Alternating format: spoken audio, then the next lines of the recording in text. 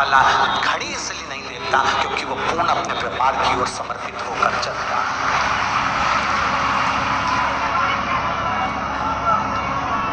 अपना पूर्ण समर्पण उसका व्यापार में है।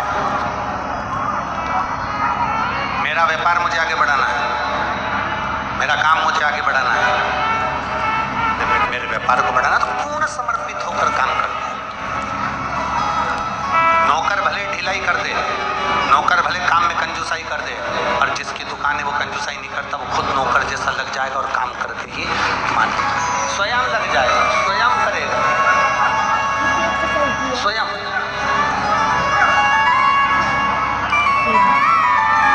बस शिव महापुराण की कथा यही कर रही है। सर्विस जैसा समर्पण नहीं चाहिए कि 4 बजे से तुम घड़ी देखना चालू कर दो कि अब मुझे जाना है, अब मुझे जाना है, अब मुझे जाना है। आप में से कई माताएं ऐसी बैठी हैं, कई बहुएं ऐसी बैठी हैं, टीवी पर कथा सुन रहे हैं, कई भाई बहन ऐसे बैठे हुए हैं जो 40 साल की जिनकी उम्र है, 45 साल की उम्र है, और उन्होंने अपने जीवन को सोच लिया अब तो मेरा जिंदगी खत्म हो गई, अब मेरे से बनता नहीं है, अब तो मैं मरने वाला हूँ, अब तो मेरा शरीर बेकार हो गया, अब तो मैं किसी काम का ही नहीं रहा, अब तो मैं परेशान हो गया, अब तो केवल अब अंतिम क्षण 40-45 की उम्र में तुम कह रहे हो कि अब मेरे शरीर से नहीं बनता। 40-45 की उम्र में तुम कह रहे हो कि मेरा शरीर काम नहीं करता। 40-45 की उम्र में तुम कह रहे हो कि अब मैं किसी काम का नहीं रहा। मतलब तुम सर्विस वाले हो, इसलिए तुमने ये विचार कर लिया कि अब मेरा शरीर काम का नहीं है, मैं काम का नहीं हूँ, अब मेरा मरने की उम्र हो गई। पर अगर देखना है तो किसी व्यापार वाले को देखो, देखना है तो घर के किसी बुजुर्ग को देखो जो 85 साल का होने के बाद भी रसोई घर में भोजन बनाने के लिए तैयार खड़ा है।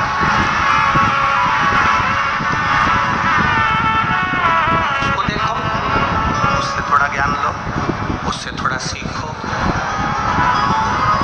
80 वर्ष की बूढ़ी माँ, 75 वर्ष की पिता, 70 वर्ष की माँ, 65, 70, 75, 80 वर्ष के किसी बुजुर्ग को देखना तो भी उनके शरीर में फुर्ती है।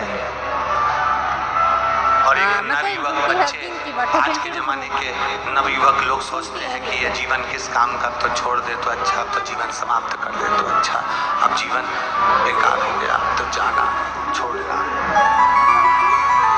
छोड़ दो।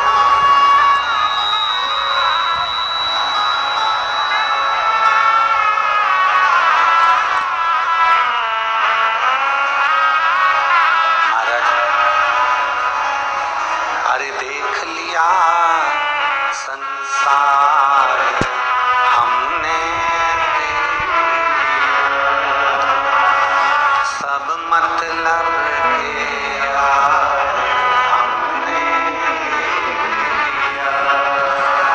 झूठे नाते, झूठे रिश्ते, झूठे नाते, झूठे रिश्ते, अरे झूठा है संसार हमने लिया, सब मतलब के यार हमने लिया, देख लिया संसार हमने लिया, सब मतलब के यार हमने लिया।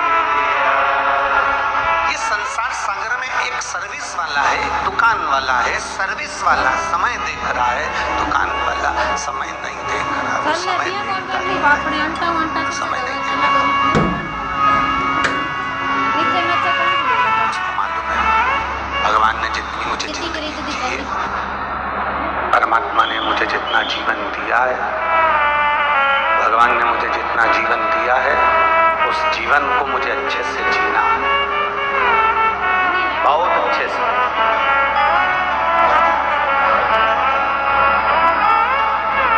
किसी को धोखा देकर नहीं, किसी को कष्ट देकर नहीं, किसी को परेशान कर कर नहीं।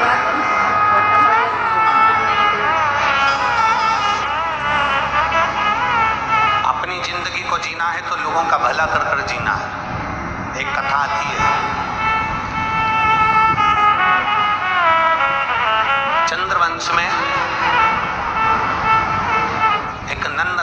राजा हुए।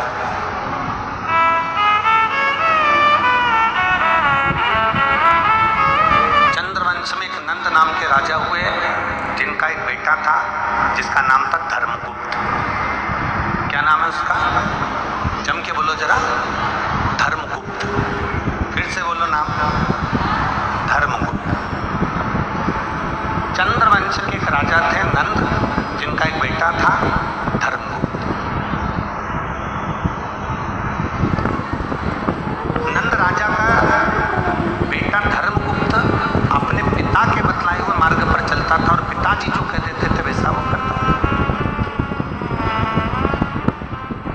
पिता के अनुकूल चलता। अच्छा, भगवान बनाता भी है ना तो बड़ा सोच समझ के बनाता है।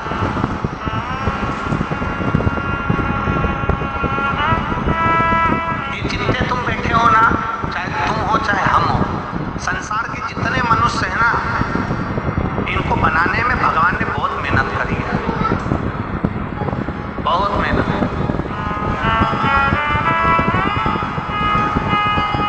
ज्ञानी भी बनाता है ना भगवान तो बड़ी मेहनत से बनाता है, बहुत मेहनत से ज्ञानी पुरुष बनाएगा, ज्ञानी महिला बनाएगा।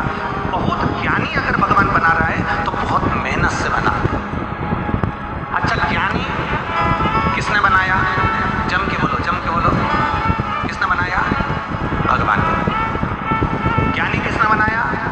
जम के बोलो जरा। भगवान। और बहुत मेहनत से बनाया। तो ज्ञानी को बनाने के लिए जितनी मेहनत लगती है ना, उतनी ही मेहनत भगवान को मूर्ख बनाने में भी लगती है। ज्ञानी उसी ने बनाया है तो मूर्ख भी, जम के बोलो जरा, उसी ने बनाया। अब किसी ज्ञानी व्यक्ति को तुम मूर्ख बना सकते हो क्या? बोलो बोलो, जम के बोलो जरा। नहीं। तो मूर्ख व्यक्ति को तुम ज्ञानी बना सकते हो क्या? अरे बोलो तो जम के।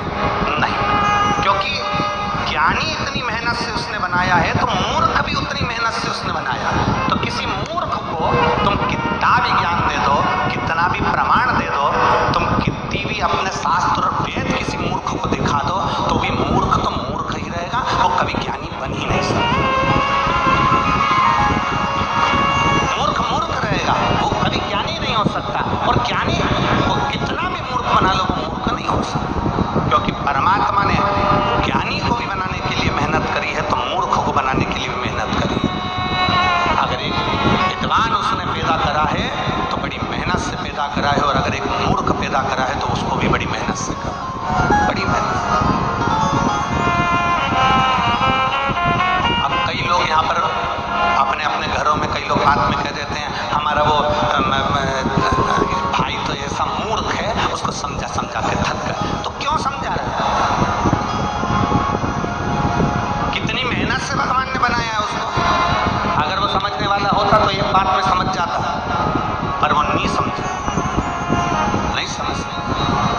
तो शिव कथा कर रही है, सामने वाला व्यक्ति अगर नहीं समझ रहा, सामने वाले व्यक्ति को समझाने का प्रयास किया गया, वो नहीं समझा, तो शिव महापुराण की कथा कहती है फिर हमारा जो गायत्री परिवार है वो कहता है हम सुधरेंगे युग सुधरेगा।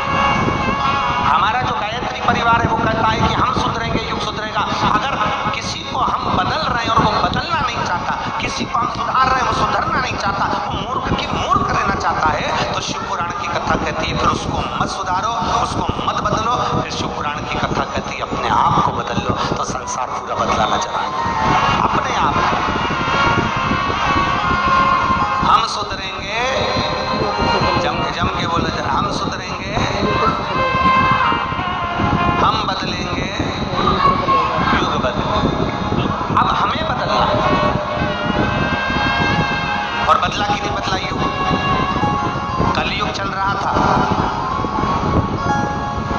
लोगों ने मंदिर छोड़ दिए थे, शंकर जी के मंदिर में ताले पड़े रहते थे, शंकर जी के मंदिर में कोई पानी डालने नहीं जाता था, कोई जल चढ़ाने नहीं जाता था, कुत्ते बैठे रहते थे, जाले हो जाते थे। शंकर जी के मंदिर में जाना थे, पर शंकर के मंदिर में सावन के महीने में लोग जाते थे और शिवरात्रि पर जाते थे। कावड़ लेने के लिए कुछ लोग जाते थे, कावड़ भरने के लिए कुछ लोग जाते थे। सावन के महत्व को कौन जानता था। हर महीने शिवरात्रि आती है, ये कोई नहीं जानता था। घर से जल ले जाने का क्या महत्व है, इसको कोई नहीं जानता था। शंकर जी की बेटियां कितनी हैं, इसको कोई नहीं जानता था। श्री शिवाय नमस्तुभ्यम मंत्र कैसा है, इसको कोई नहीं जानता था। पर धीरे धीरे धीरे धीरे कलयुग में ये शिव युग आकर समाहित हो गया और ये जनमानस में शंकर की भक्ति। और कलयुग में शिव योग आया है मेरे बाबा, ये तेरा रचाया। ये जो भजन की लाइन है, हमारे झांसी वाले चतुर्वेदी जी हैं, शिष्य हैं, उनकी धर्म पत्नी ये भजन बनाई थी। अब तो लोगों ने इसको अपनी अपनी एल्बम में गा दिया, और इस भजन का निर्माण झांसी वाले चतुर्वेदी जी की धर्म पत्नी ने किया कि कलयुग में शिव योग आया, महादेव ये तेरा रचाया। कलयुग में शिव युग आया और मेरे शंभू ये तेरा रचाया।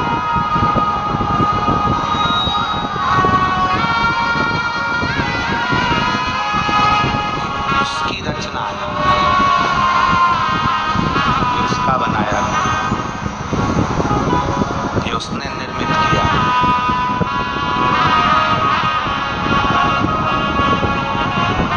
एक बात आप लोगों से पूछे, छत्तीसगढ़ वालों जरा जवाब देना, और आस्था चैनल के सामने बैठकर जो कथा सुन रहे हैं वो भी जवाब देना।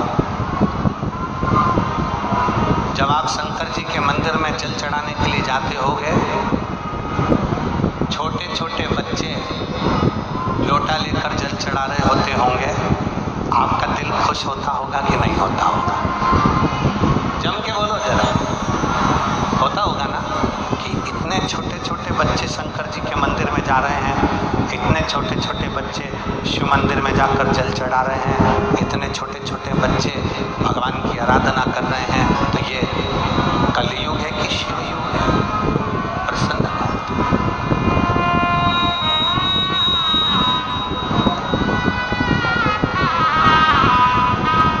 प्रसन्नता।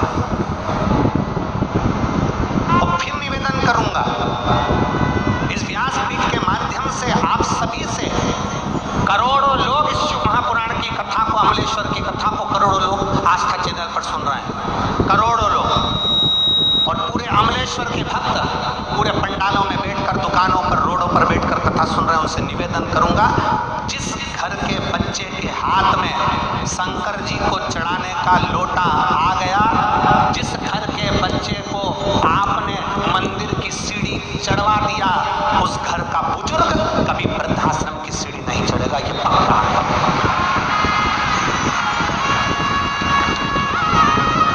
वृद्धाश्रम की सीढ़ी घर के बुजुर्ग जब चढ़ते हैं, जब बच्चे मंदिर तक जाना नहीं सीखते। जो मंदिर जाना चालू कर दिया, उसके मन में भगवान के प्रति भाव जागृत होगा। भाव जागृत होगा तो वो अपने माँ बाप को कभी कष्ट नहीं दे सकता, अपने घर के बुजुर्गों को कभी कष्ट नहीं दे सकता। जिसके अंदर संस्कार ही नहीं होगा तो वो कष्ट देगा। इसलिए निवेदन है कि गांव में फसल बिगड़ रही है और शहरों में नस्ल बिगड़ रही है। उस नस्ल जो बिगड़ रही है उसको सुधारना।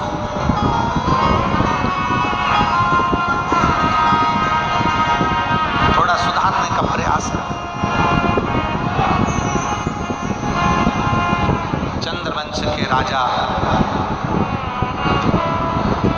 नंद के घर में एक बेटे हुए जिनका नाम था धर्मगुप्त। धर्मगुप्त मंदिर, देवालय, शिवालय जाते, आराधना करते, अर्चना करते, पूजन पाठ सब किया करते, सब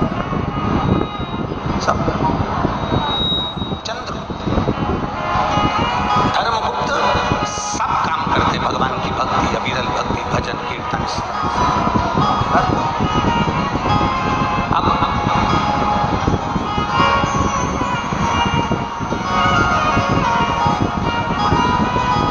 एक दिन धर्मगुप्त अपने किसी मित्र के साथ में जाने पर, उसी मित्र के घर पर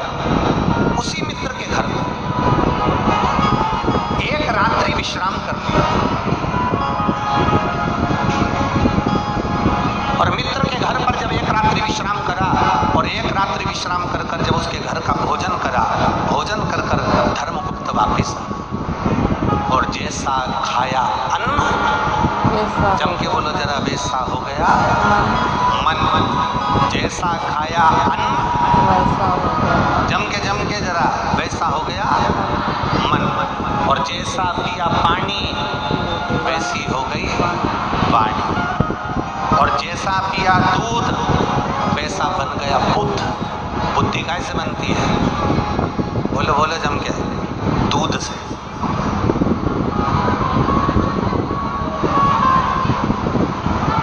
करते पहले लोग गाय का दूध पीते थे, गौ माता का। आज लोग गाय का दूध पीते हैं, जम के बोलो जरा, भैंस का। और घर के अंदर गौ माता जरूर रखो, जरूर रखिए।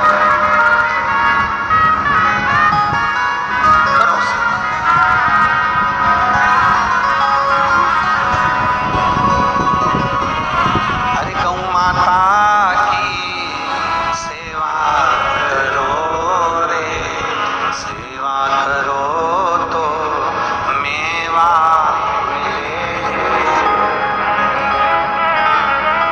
गौ माता की सेवा करो रे, सेवा करो तो मेवा।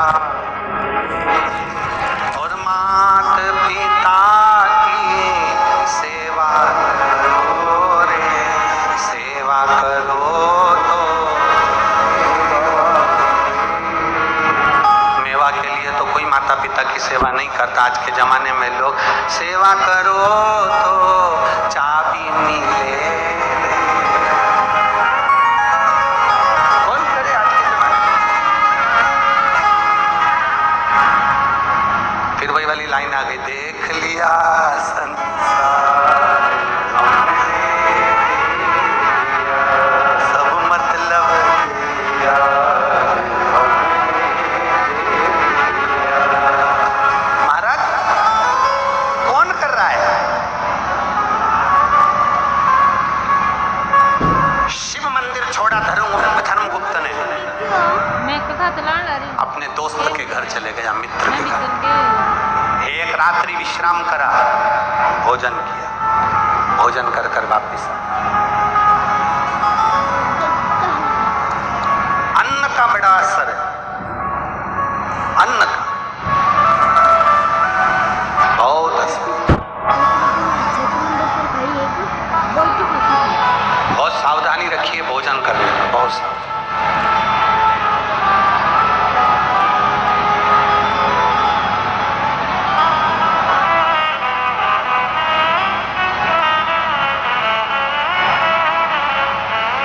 बात आप लोगों से कहना चाहेंगे,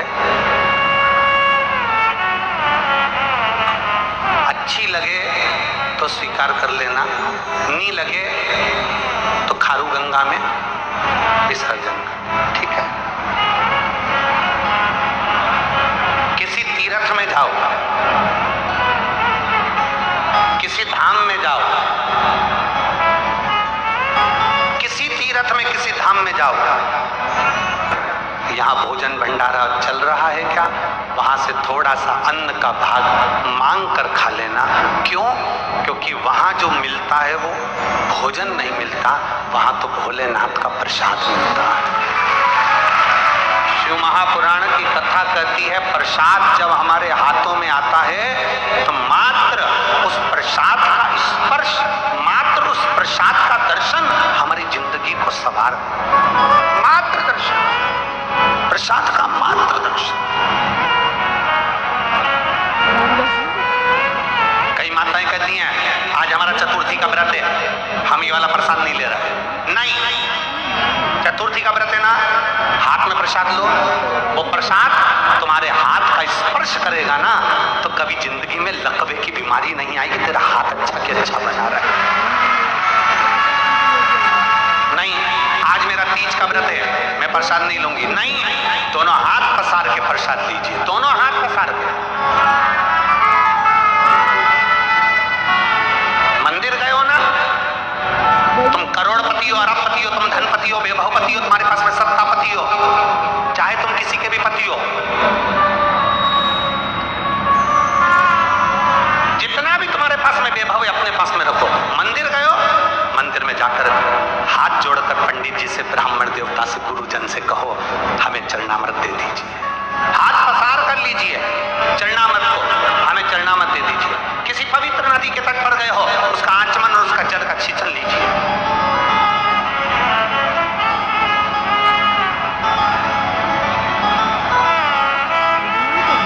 वो कितना फल देगा।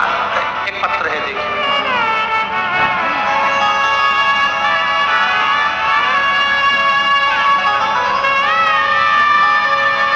शिवानंद साहू, लोकेश्वरी साहू, ग्राम अरसनाश पाटन। क्या लिखा है? असनारा, सही है? अरसनारा पाटन, जिला दुर्ग, छत्तीसगढ़। कहीं बैठे हो तो हाथ हिला सकते हैं, अगर कहीं बैठे हो तो अपना दोनों हाथ हिला सकते हैं। शिवानंद साहू, लोकेश्वरी साहू। पत्र को आप लोग एलईडी पर पढ़ सकते हैं, आपके सामने जो एलईडियां हैं, टीवी हैं, उस पर भी आप पत्र पढ़ सकते हो। शिवानंद साहू, लोकेश्वरी साहू, अरसनारा पाटन, जिला दुर्ग, छत्तीसगढ़। मेरा मोबाइल नंबर ये है। गुरुजी, एक लोटे जल का मैं क्या वर्णन करूं।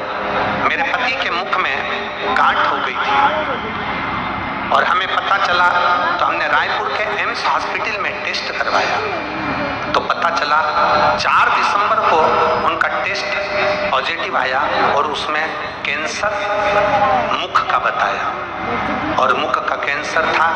गुरुजी ने अब कैंसर तो बता दिया, इतनी बड़ी बीमारी को सुनकर चिंता तो होती है, टेंशन तो होता है। गुरुजी, तब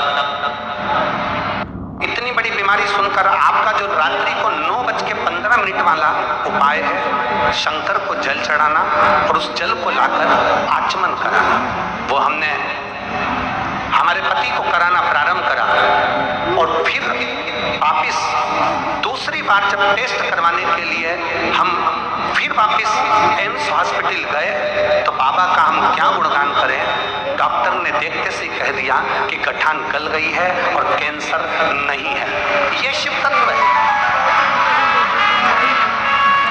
जिसकी रिपोर्ट मैं अपने इस के साथ लगा रही हूँ, पूरी रिपोर्ट लगा कर दी है।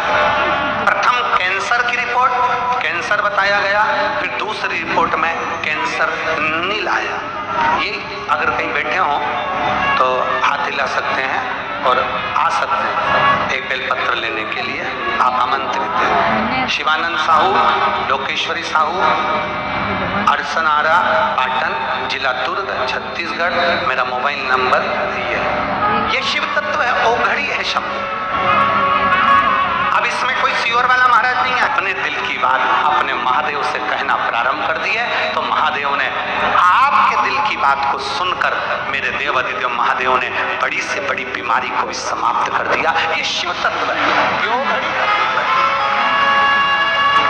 और हमने पहले भी कहा है हमारे YouTube चैनल पर एक 9:15 पर करने वाला उपाय उसमें डला हुआ है, जिसको हमने 6 साल या 4 साल पहले वाचन किया है। 4 साल पहले हमने बताया था कि रात्रि को 9:15 पर शंकर जी को चढ़ाया गया जल बेलपत्र एक ऐसी औषधि निर्मित कर देती है जिससे बड़ी से बड़ी बीमारी भी एक ना एक दिन समाप्त हो जाती है, चाहे वो किडनी से जुड़ी हो, चाहे लीवर से जुड़ी हो, चाहे कैंसर से जुड़ी हो। उसका तत्व ही है।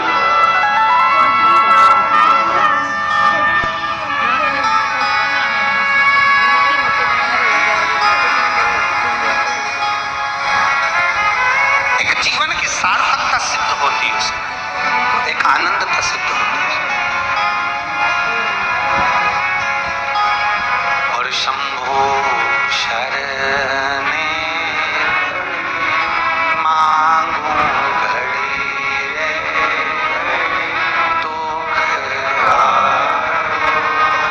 दया करी दर्शन।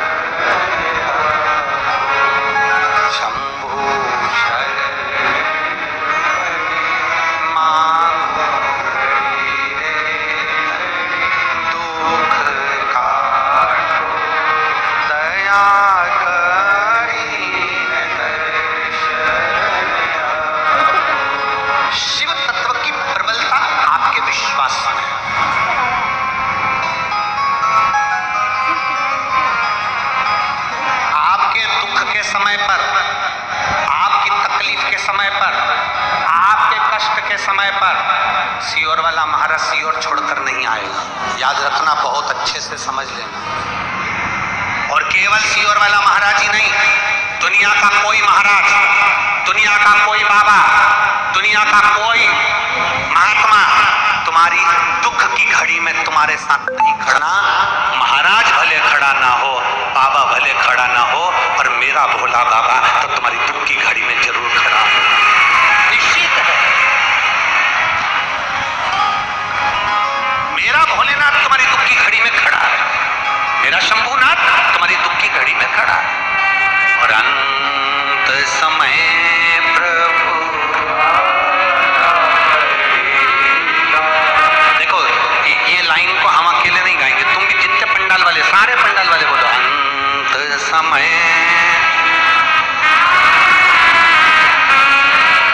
वचन निभाना करे, आए ना आए प्रभु कुटुंब कबीरा, अंत समय प्रभु वचन दिया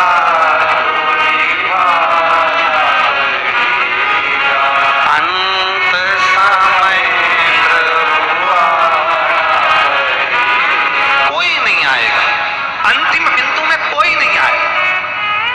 तुम्हारा 50 लाख का कर्जा हो जाए, तुम एक एक रिश्तेदार के हाथ पे जोड़कर देख लेना, हम देखें कौन तुम्हारा 50 लाख का कर्जा चुका सकता है।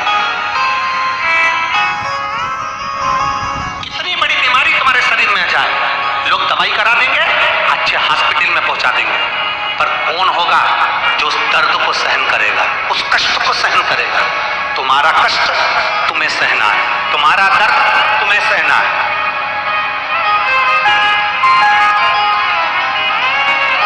कोई दूसरा नहीं सहेगा।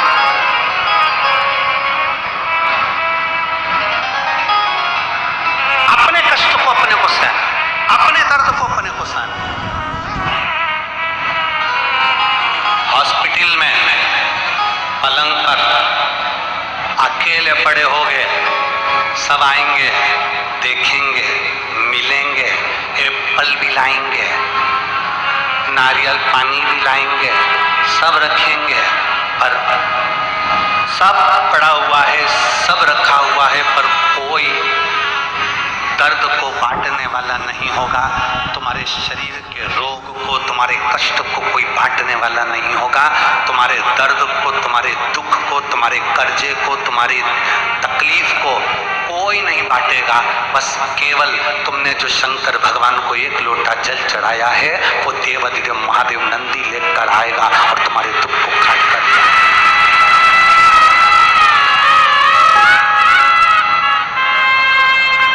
एक पत्र है, देखिए,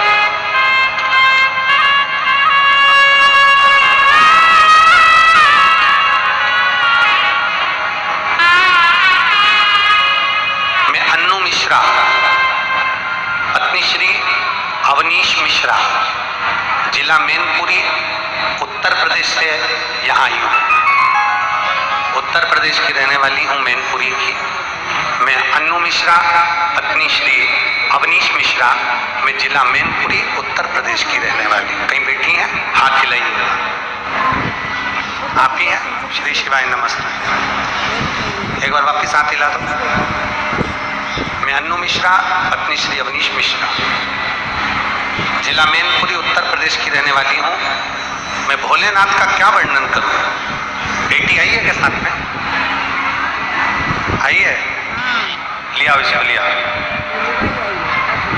लेके आ जाओ इसको। मैं उत्तर प्रदेश से आई हूँ गुरुदेव।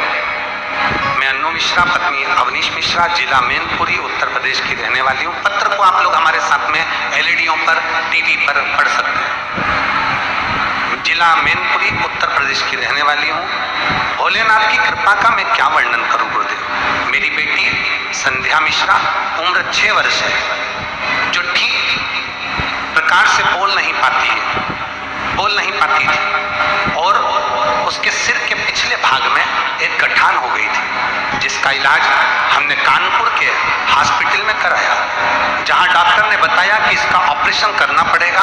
फिर इसको हमने भोपाल में अच्छे से अच्छे हॉस्पिटल में दिखाया, वहां भी डॉक्टर ने बताया कि इसका ऑपरेशन कराना पड़ेगा।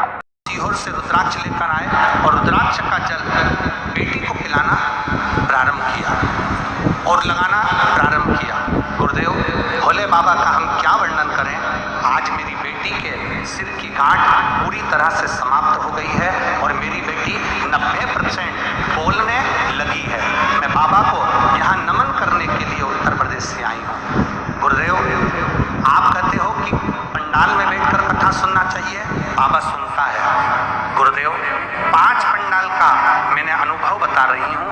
प्रथम मैंने अपनी बेटी के लिए कानपुर के पंडाल में कथा सुनी, दूसरा मैंने मैनपुरी के पंडाल में कथा सुनी, तीसरा मैंने कुरुद धमतरी के पंडाल में कथा सुनी और चौथी कथा मैं अमलेश्वर के पंडाल में सुन रही हूँ। मेरे बाबा की कृपा से आज मेरी बेटी पूर्ण तरह से ठीक है। ये शिव तत्व यो घड़ी है शंभु।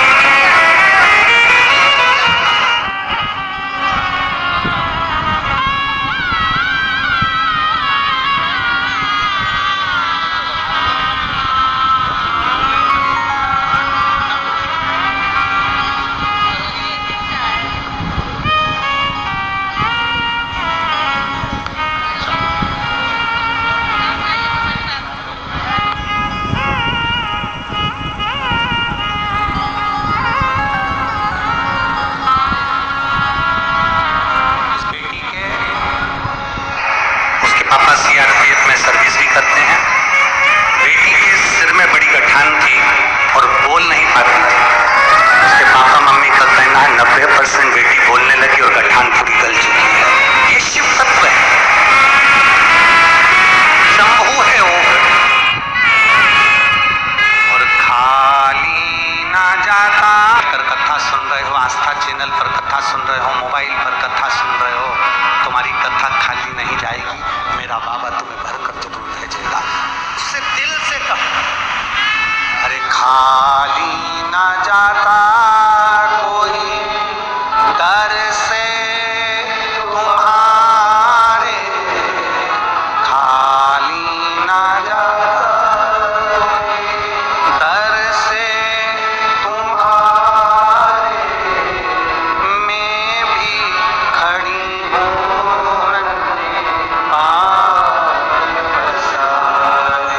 अपने हृदय लगा लो, गिरा जा रहा उठा लो, भोले अपने दर से अब तो न डालो, गिरी जा रही उठा। कोई साथ नहीं देगा, ना हम आएंगे ना दुनिया का कोई व्यक्ति आए।